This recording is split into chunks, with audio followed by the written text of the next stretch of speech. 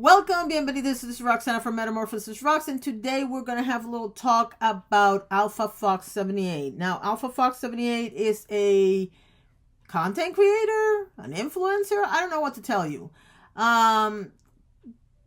Yes, I'm not going to talk about politics necessarily, but I think in this particular case it's necessary for the purposes of letting you know what kind of person this is. Not necessarily his political leanings, which are right-wing, but what he did that is problematic to me, and it would be problematic to me no matter who it was. And it is the fact that there's two things. Number one is the reason for this video, and he posted a picture of Christina Applegate when she was in Married with Children, and then a separate picture of how she looks now. And he went ahead and said, what happened to Christina Applegate? Now, mind you, this person only talks in condition of anonymity and nobody knows what he looks like, or she. We all assume that it's a he based on their account. I'm not going to show you the account because it's depressing, it's salacious, and when you hear what I'm about to say, you're going to realize that there is no trusting what this person posts. The second reason why this person is problematic is because he admitted to CNN and to other venues, by the way, a pro-Trump influencer says a Russian agent paid him $100 to post a fake voter fraud video. It wasn't the first time. And on this video, on the condition of anonymity, this person decided to admit that they were doing business with this guy that was giving him legitimate videos to post on their Twitter account that turned out to be lies. And the person is a Russian oligarch, as you can see by the rest of the screenshots, which I'm not going to get into the rest of the screenshots. I really am not. But the bottom line is that this person is, of course, it's claiming that they didn't know anything. I looked at all their other accounts on social media. The one that has the most following is the Twitter account. And I'm trying to find it so I can tell you how many followers they have. This person has 667,000 followers. This is the problem, and it's irrelevant what side of the coin they're on, okay? I don't think I'm going to stop talking about misinformation on social media because it's amazing how we have all kinds of information in our fingertips, but we also have all kinds of misinformation at our fingertips, which makes it a lot harder for people to think who they should trust.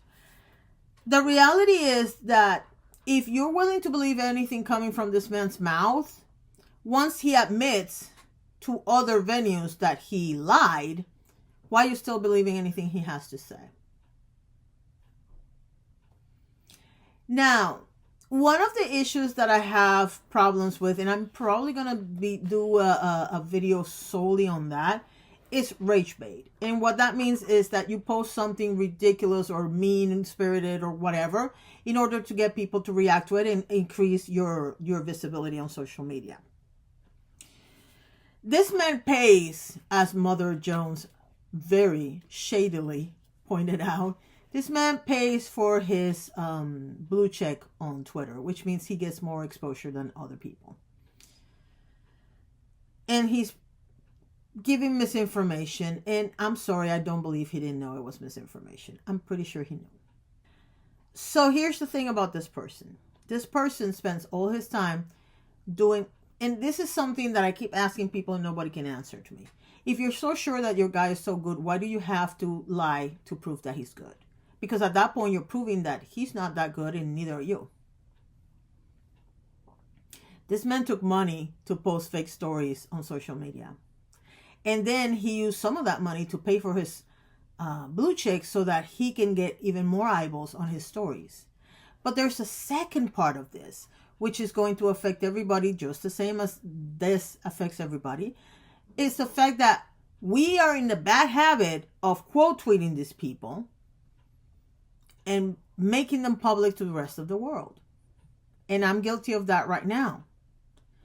Because I'm in a conundrum. And the conundrum is, do I expose the fakery in order for us to stamp out the fakes? Or do I post only the fakery and not the name, so that we know people like this are out there, but we really don't know who they are, so we can block them or stop watching them or whatever. In the process of showing you people who are bad people, we run the risk of bringing more eyeballs to those people. That's the conundrum that we're in. What is the solution? I honestly don't know. But for now, I'm going to leave you with this. Not everything you see on social media and in real life, not everything is true. I don't care if you're right wing, left wing, middle of the road. I don't care who you are or what country you live on. If you really want to know the truth, you're going to have to experience something for yourself. And if it's something from the past, because we all know we've been lied to about pretty much everything in history. Well, not everything. We all know what Hitler was and what he did. But you know what I'm trying to say. But going back to the post about Christina Applegate, which is the reason why we're here. Very politely, somebody brought up the fact that, she got older. It's very unfair to compare somebody when they were in their prime, in their 18 and 20s, to the person that they are in the 50s or 60s. But I noticed that Kira said nothing happened to her. She's a human being. She aged and she has MS. You disgusting creep. And the reality is, and yes, I'm looking, that's why I'm looking down. The reality is that Christina Applegate, age. Yeah, she's younger than me. She's 53. In fact, she just had a birthday November 25th. If you follow her on social media, tell her happy belated birthday.